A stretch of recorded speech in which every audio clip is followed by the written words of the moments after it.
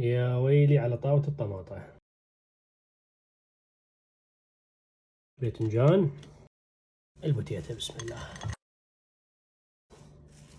السلام عليكم حبايب، اليوم راح نحضر لكم وصفة عشاء على الطريقة العراقية في التشكيلة مقالي إلا العيد، والطعم فتشي يعني صدق على العالم. أعرفكم هي طريقة التحضير.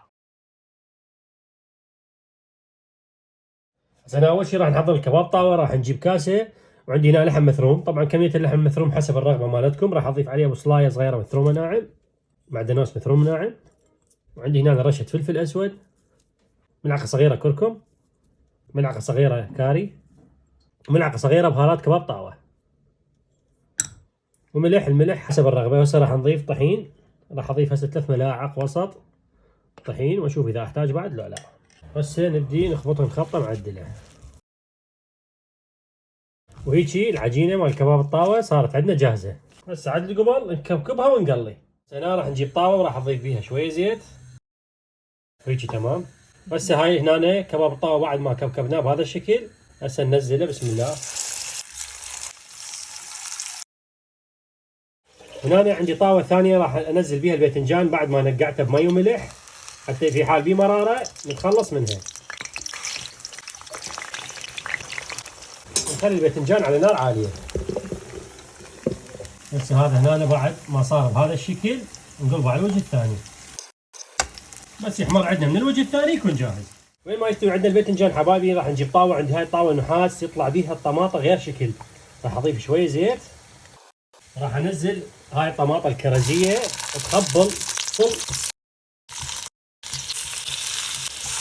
اول شي حبايبي ننزلها على الوجه، نعطيها في التحميصة. وهسه رشة ملح فوقها. الملح طبعا حسب الرغبة. هسه راح اعوضها في دقيقتين 3 على نار عالية بس هيك تاخذ لجعة من فوق وبعدها نقلبها. بس هنا حبايبي بعد دقيقتين 3 راح نقلبها على الوجه الثاني. بس راح اغطيها واتركها على نار ناصية حسب 10 دقائق. هنا الباذنجان صار عندنا جاهز. هسه راح نشيله نوشله من الزيت ونشيله. بس صار عندنا كباب طاوة بهذا الشكل نشيله. هنا عندنا شوية بوتيتا مقلاية هم صارت عندنا جاهزة. هاي هنا الطماطة بعد مرور 10 دقائق صارت جاهزة. يا ويلي ريحة الطماطة تجنن.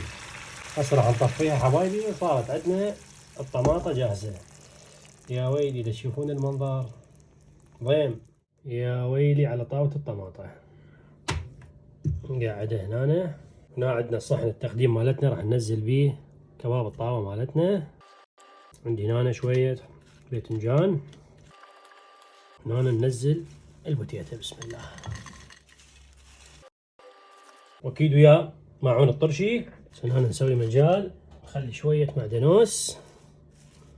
وهذا اطيب عشاء عراقي صار جاهز. وهسه حبايبي نقول بسم الله. نجيب قطعة الكباب ويا الباذنجان، شوية بوتيتا معدلة وياها، شوية خيار، نسدها بهذا الشكل. وين؟ على طاقة الطماطة هيجي. ونقول بسم الله. بسم الله. ونحقها بالطرشي.